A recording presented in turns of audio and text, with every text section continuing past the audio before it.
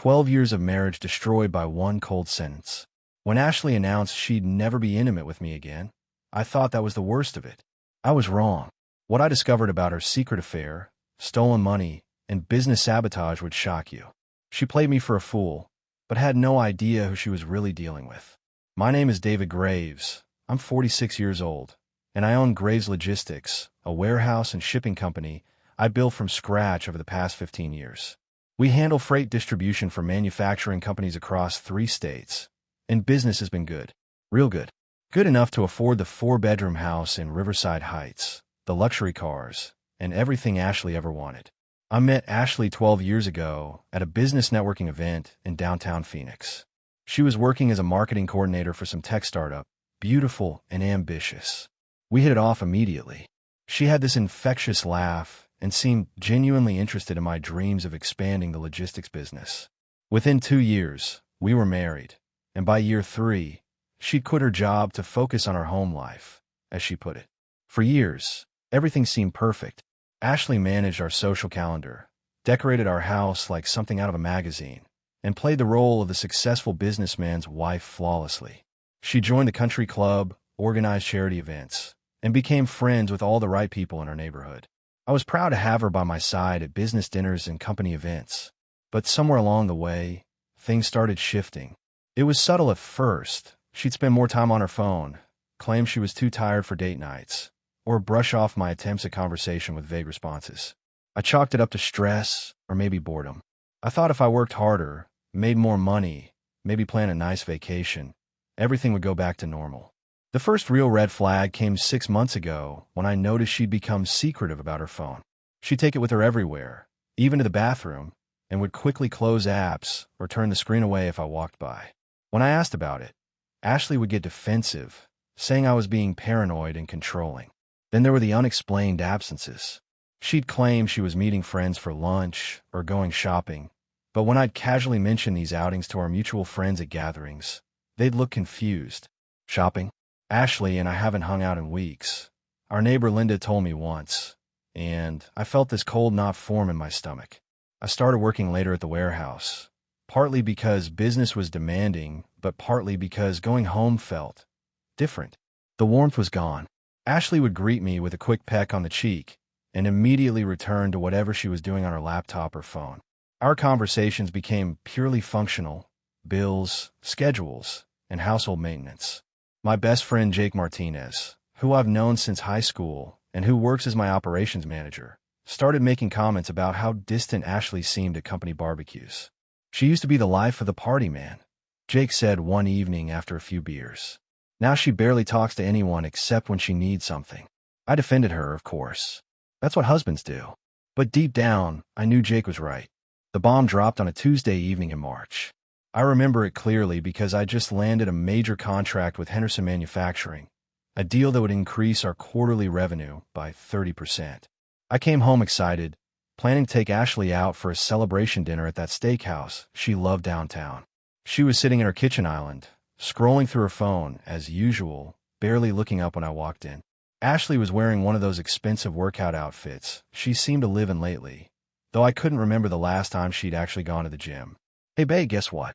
I said, loosening my tie and grabbing a beer from the fridge. "Remember that Henderson deal I've been working on for months? They signed today. This is huge for us." Ashley glanced up briefly, gave me a forced smile, and said, "That's nice, David." Then she immediately went back to her phone. "Nice." I laughed, thinking she didn't understand the magnitude. "Ashley, this contract alone will pay for that European vacation you've been wanting. We should celebrate." That's when she set her phone down and looked at me with an expression I'd never seen before: cold, almost calculating. "David, we need to talk," Ashley said, her voice flat and emotionless. I sat down across from her, suddenly feeling like the temperature in the room had dropped 20 degrees. "Okay, what's going on?" Ashley took a deep breath, like she'd been rehearsing this moment. "I've been thinking about our relationship, about us, and I need to be honest with you about something." "All right," I said, though every instinct was telling me to run. "I will no longer be intimate with you," Ashley announced matter-of-factly, as if she was reading from a script. "I just don't feel that way about you anymore. It's nothing personal, David. I've simply changed." The words hit me like a physical blow. I sat there stunned, trying to process what she just said. This wasn't a conversation about problems we could work through. This was a unilateral decision that would fundamentally alter our marriage. What do you mean you've changed? I finally managed to ask. Ashley, we're married. This is something we should discuss together, figure out what's wrong and how to fix it. She shook her head dismissively. There's nothing to fix, David. People evolve. I'm not the same person I was when we got married, and neither are you. I just need you to accept this and move on. Move on. I could feel my voice rising. Ashley, this isn't like deciding you don't like Chinese food anymore. You're talking about ending a fundamental part of our marriage without even trying to work through whatever's bothering you. I've already made my decision, Ashley replied, crossing her arms. I need you to respect that. Respect. That word would haunt me for weeks afterward. She was demanding respect for a choice that completely disregarded my feelings, my needs, and our marriage vows.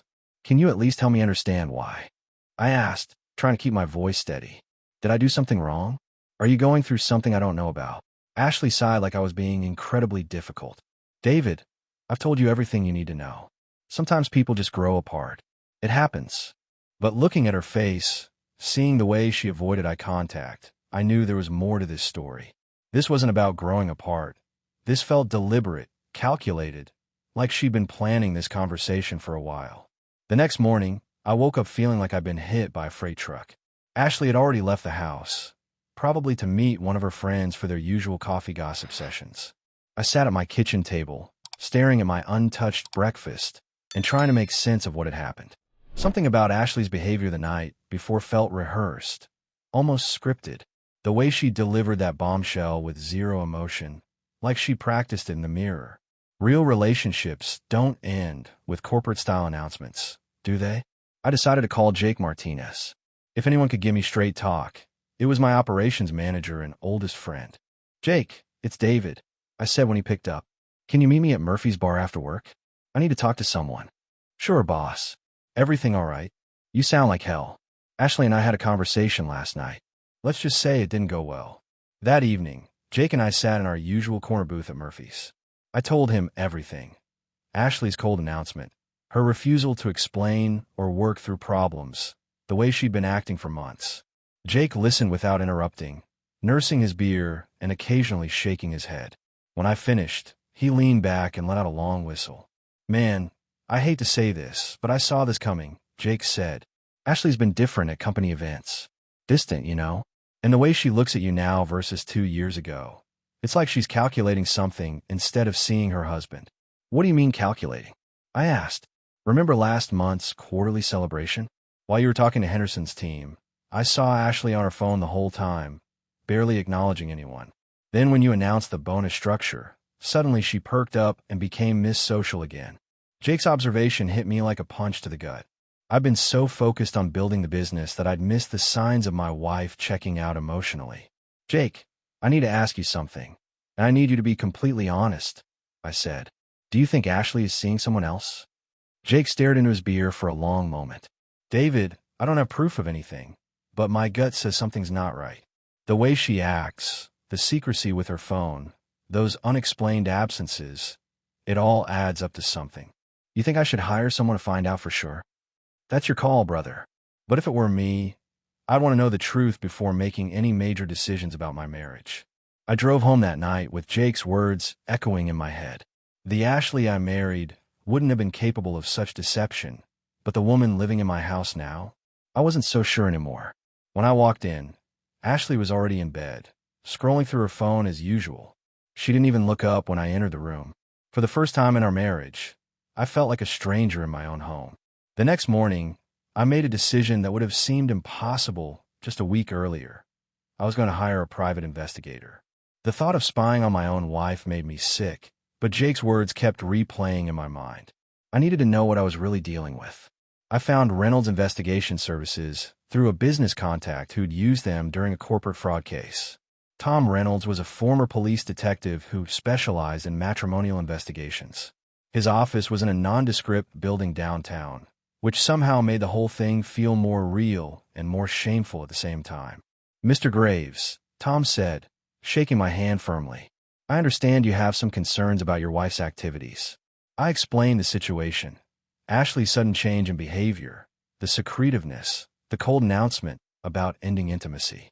Tom listened professionally, taking notes without judgment. How long do you want surveillance to continue? Tom asked. Give me 2 weeks, I replied. If there's something to find, that should be enough time. Meanwhile, I threw myself into work with even more intensity. We had 3 major equipment deliveries scheduled, and I used the logistics coordination as a way to keep my mind occupied.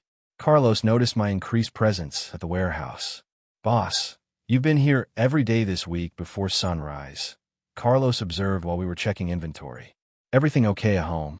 Just staying busy, I replied, not ready to share the details with anyone else yet. But staying busy didn't stop my mind from racing. Every time Ashley left the house, I wondered where she was really going.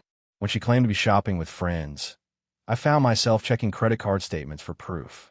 The woman I trusted completely had turned me into someone I didn't recognize. That Thursday evening, Ashley announced she was going to dinner with her college friend Sarah, who was supposedly visiting from out of town. That's nice, I said casually. Where are you two planning to go? Probably just somewhere downtown, Ashley replied vaguely, already heading toward the stairs to get ready. After she left, I sat in my living room fighting the urge to follow her myself. Instead, I called Tom Reynolds. It's David Graves. My wife just left for what she claims is dinner with a friend. She's driving the white BMW, license plate. I gave him all the details. We'll pick up surveillance now, Tom confirmed. I'll have a report for you tomorrow. The next afternoon, Tom called me at the warehouse. His voice was professional, but carried a weight that told me everything I needed to know. Mr. Graves, we need to meet.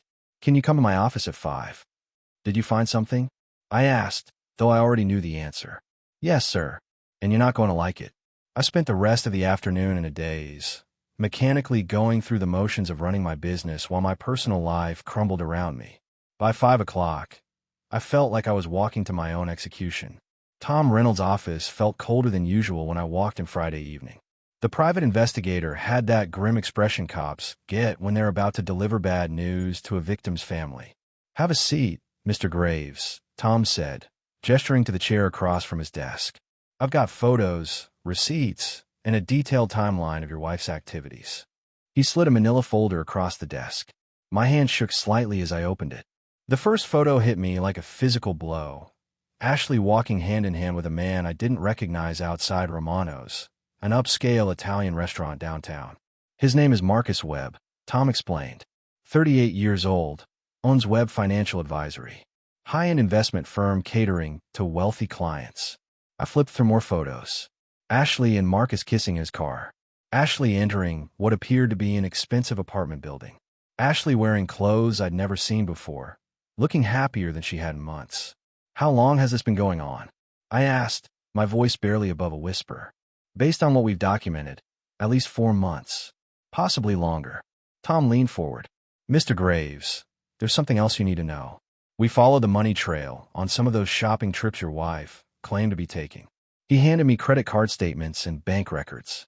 Your wife has been using your joint credit cards to buy expensive gifts, men's watches, clothing, restaurant bills for 2 people. She's also been withdrawing significant amounts of cash. I stared at the numbers, adding them up in my head. Over $15,000 in 3 months, all spent on her affair. There's more, Tom continued. We observed a meeting between your wife, this Marcus Webb, and a divorce attorney named Sarah Chun. Very expensive lawyer, specializes in high-asset divorces. The room started spinning. Ashley wasn't just having an affair. She was planning to leave me and had been strategically positioning herself for a divorce that would maximize her financial gain. Mr. Graves, I need to show you one more thing. Tom pulled out his phone and played a brief audio recording. This was captured yesterday, when our surveillance team got close enough to record conversation. Ashley's voice came through clearly. Marcus, once the divorce is final, David won't know what hit him. My lawyer says I can get half of everything. The business, the house, all of it. Then we can start our life together properly. Marcus replied, and you're sure he doesn't suspect anything? Please, Ashley laughed. David's so buried in his logistics business, he barely notices I exist. By the time he figures out what's happening, it'll be too late. I sat there stunned, staring at evidence of my wife's complete betrayal. She hadn't just checked out of our marriage emotionally. She'd been actively plotting to destroy me, financially, while pretending to be the victim of my neglect. What do you recommend I do? I asked Tom. Get yourself a lawyer, Mr. Graves. And do it fast. Your wife has a significant head start, but you've got something she doesn't know about the truth. I drove home that night, knowing my marriage was over. But for the first time in months, I felt something other than confusion and guilt. I felt clarity, and underneath that, the beginning of righteous anger. Ashley was in the living room when I walked in, looking innocent as she scrolled through her phone. How was work, honey? She asked with fake sweetness. Productive, I replied. Very productive. The next morning, I called my lawyer, Daniel Morrison, who'd handled the legal aspects of my business formation. After showing him Tom Reynolds' evidence, Daniel immediately began preparing for what he called defensive divorce proceedings. David, your wife and her attorney are playing hardball, Daniel explained. But thanks to your investigation, we're not walking into this blind. Still, there's something else we need to discuss. What do you mean? Tom Reynolds mentioned that your wife has been planning this for months, possibly with inside information about your business operations. Do you have any employees who might have access to financial records and could be feeding her information? The question hit me like ice water. I'd been so focused on Ashley's affair that I hadn't considered someone from my own company might be involved. That afternoon, I called Jake into my office for a private conversation. Jake, I need to ask you something, and I need complete honesty, I said. Have you noticed anyone around the warehouse asking questions about company finances or showing unusual interest in my personal life? Jake shifted uncomfortably in his chair. David, there's something I should have told you sooner. My blood ran cold. What do you mean? About 3 weeks ago, Ashley came by the warehouse when you were out on a delivery run. She said she wanted to surprise you, but you weren't here. She asked me a bunch of questions about the Henderson contract, how much it was worth, when payments were scheduled, stuff like that. Why didn't you tell me? Honestly, I thought she was just trying to understand your business better. But then she asked about our insurance policies, the equipment values, even questions about what would happen to the business if something happened to you. Jake looked miserable. David, I think I might have told her things that could hurt you in a divorce. I felt like I'd been punched in the stomach. My own best friend had unknowingly provided Ashley with ammunition to use against me. Jake, what exactly did you tell her? Everything, man.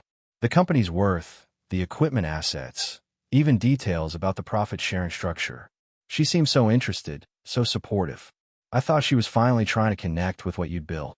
I sat back in my chair, realizing how thoroughly Ashley had played everyone around me.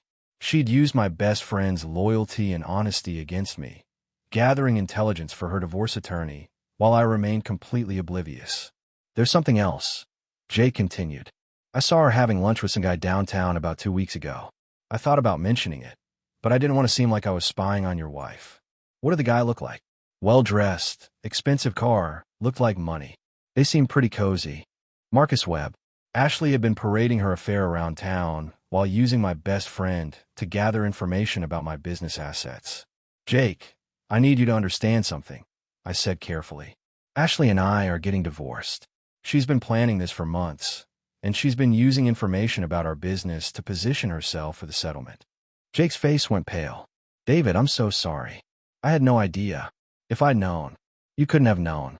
Ashley played all of us. I stood up and walked to the window, overlooking our equipment yard. But now that we know what we're dealing with, we're going to protect this business and everything we've built together. For the first time since this nightmare began, I felt like I was taking control of the situation instead of just reacting to it. Monday morning, I walked into my office with a new sense of purpose. Daniel Morrison had spent the weekend preparing our defensive strategy, and now it was time to act. Ashley's attorney won't know what hit them, Daniel had said Sunday night. But we need to move fast. First, I called an emergency meeting with my accountant and business attorney to protect Graves Logistics from Ashley's anticipated claims. Then I did something that felt both liberating and terrifying. I decided to confront Ashley directly. That evening, Ashley was in our living room when I arrived home, scrolling through her phone as usual. She looked up with that fake smile she perfected over the past months. Hi, honey. How was your day? Ashley asked sweetly. Actually, Ashley, it was quite productive. I replied, setting my briefcase down carefully. I had some interesting conversations today. Oh, about what? I pulled out one of Tom Reynolds' photographs, the one of her kissing Marcus Webb outside Romano's restaurant. About this. Ashley's face went white, then red, then white again. For several seconds, she just stared at the photo, her mouth opening and closing like a fish out of water. David, I can explain, Ashley finally stammered. Explain what exactly? How you've been having an affair for months, while using her credit cards to fund it. Or how you've been meeting with divorce attorneys to plan my financial destruction. Ashley stood up abruptly, her composure completely shattered. You've been spying on me. I've been protecting myself from someone who's been lying to me for months, I replied calmly. Ashley, I know about Marcus Webb. I know about Sarah Chun. I know you've been pumping Jake for information about my business assets. David, please let me explain. Things between us haven't been good for a long time, and Marcus, he understands me in ways that you don't. So, instead of talking to your husband about problems in our marriage, you decided to have an affair and plot against me, financially? Ashley's expression hardened. Don't act like the victim here, David. You've been married to that warehouse longer than you've been married to me. When was the last time you took a real interest in my life? When was the last time you gave me a chance to? You've been living a double life for months. Maybe if you'd paid attention to your wife instead of your precious logistics business, things would have been different, Ashley shot back. I looked at this woman I'd loved for 12 years and realized I was seeing her true nature for the first time. The sweet, supportive wife had been an act, and underneath was someone capable of calculated deception and manipulation. Ashley, here's what's going to happen, I said, my voice steady and controlled. Tomorrow morning, you're going to find divorce papers on the kitchen counter. My attorney has documented every penny you've spent on your affair, every lie you've told, and every attempt to manipulate information from my employees. Ashley's eyes widened. David, you can't just decide to divorce me because I made a mistake.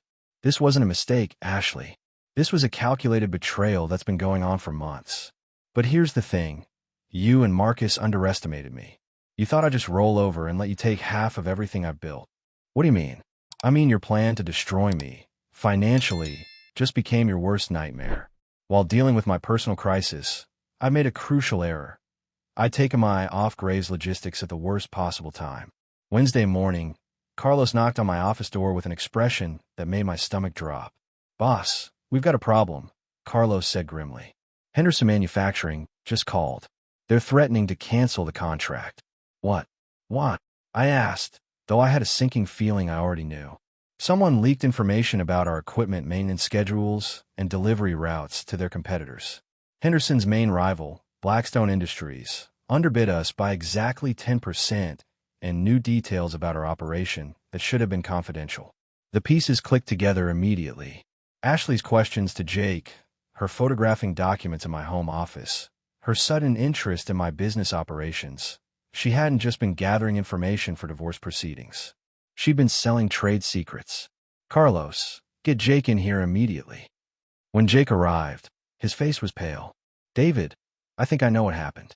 Remember when I told you Ashley asked me all those questions about the Henderson contract? I also saw her taking pictures of the delivery schedule board when she thought no one was looking. Son of a gun, I muttered. Ashley hadn't just betrayed me personally. She'd sabotaged my business to pressure me into a quick divorce settlement. I called Daniel Morrison immediately. Daniel, Ashley's sabotage just cost me the Henderson contract. That's 30% of our quarterly revenue. If I can't prove industrial espionage, Graves Logistics could go under. David, this actually works in our favor, Daniel replied. Industrial espionage is a felony. If we can prove Ashley stole trade secrets, her divorce attorney will recommend she take whatever settlement we offer rather than risk criminal charges. But what about my business? Carlos and Jake have families to support. I've got 3 other major contracts that could be at risk if this gets out. First things first. We need to secure your operation and document everything Ashley had access to. Then we're going to have a very different conversation with her attorney. That afternoon, I implemented emergency security protocols at the warehouse and changed all computer passwords. I also called our other major clients to reassure them about contract security. But the damage was significant. The Henderson contract represented nearly $400,000 in annual revenue, and word was already spreading in the industry about the security breach. That evening, I confronted Ashley again, this time with evidence of her industrial espionage. Ashley, stealing trade secrets is a federal crime, I said, showing her copies of the documents she'd photographed. You didn't just destroy our marriage, you tried to destroy my business and put my employees' livelihoods at risk. Ashley's confident demeanor finally crumbled completely. David, I never meant for it to go this far. Marcus said if I could just get some information about your contracts, it would help with the divorce settlement. So Marcus Webb was behind this. He knows people in the industry. He said if your business struggled, you'd be more willing to negotiate. I stared at my wife in amazement. She'd been so eager to escape our marriage that she'd committed felonies to pressure me into a favorable divorce settlement. Ashley, you and Marcus just made the biggest mistake of your lives, I said quietly. Because now this isn't just about divorce. This is about criminal prosecution. For the first time since this nightmare began, Ashley looked genuinely terrified. David, please.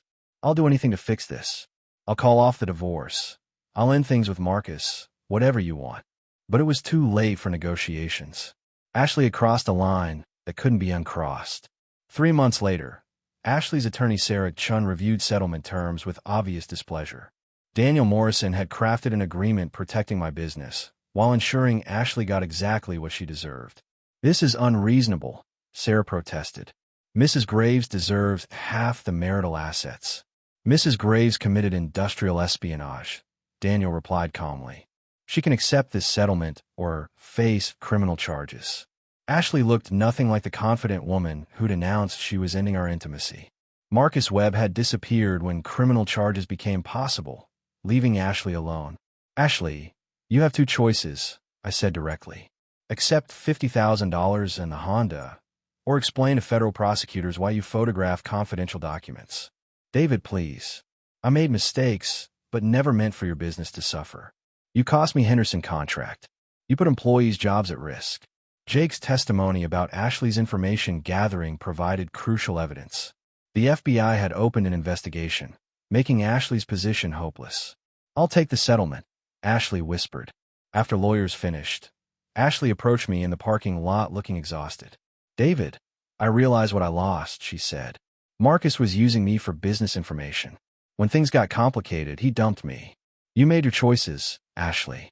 As I drove to Graves Logistics, I reflected on changes. The business had recovered from Henderson loss. We'd landed 2 major contracts and implemented stronger security protocols. Jake had proven his loyalty. Carlos stepped up as assistant manager. The warehouse ran smoother without relationship distractions. That evening, I called my sister in Denver. David, you sound happier, she observed. I feel like myself again. No more walking on eggshells. Any regrets about Ashley? I considered honestly. I regret wasting 12 years on someone playing a role. But I don't regret discovering the truth. Freedom was worth more than a loveless marriage. 1 year later, Graves Logistics thrived. We'd expanded into 2 states, hired 8 employees, increased revenue 40%. More importantly, I'd rediscovered authentic living. Saturday morning, Carlos knocked on my office door. Boss, someone's here about the operations manager position, he grinned. Rebecca Martinez had 15 years supply chain experience and asked intelligent questions about expansion plans. Your growth trajectory is impressive, especially considering last year's challenges, Rebecca said professionally. I hired her Monday. She streamlined operations and brought fresh ideas. Working with someone genuinely passionate about logistics felt refreshing after Ashley's disinterest. 3 months later, Rebecca mentioned weekend hiking plans. I haven't hiked in years, I admitted. Ashley never enjoyed outdoor activities. You should try again. Sometimes we forget what we enjoyed before others' preferences took over. Sunday morning, I hiked Red Rocks for 3 hours. For the first time in years, I felt completely relaxed. I took your advice about hiking, I told Rebecca Monday. Felt great doing something I actually enjoyed. Good for you. Too many people lose themselves trying to please others. 6 months later, Rebecca and I had become genuine friends who occasionally hiked weekends. No pressure, no manipulation, just shared interests. Jake frequently observed my transformation. David, You laugh again. Real laughter, not forced stuff from Ashley days. He was right. I'd forgotten genuine happiness. Looking back, Ashley's betrayal was an enormous favor. Her schemes freed me from a spirit-killing relationship. Today, I run a successful business, maintain genuine friendships, pursue activities bringing joy. I sleep peacefully, knowing everyone in my life actually wants to be there. Ashley taught me that sometimes the greatest gift is someone showing their true nature before it's too late to escape. I'm grateful she revealed herself when she did.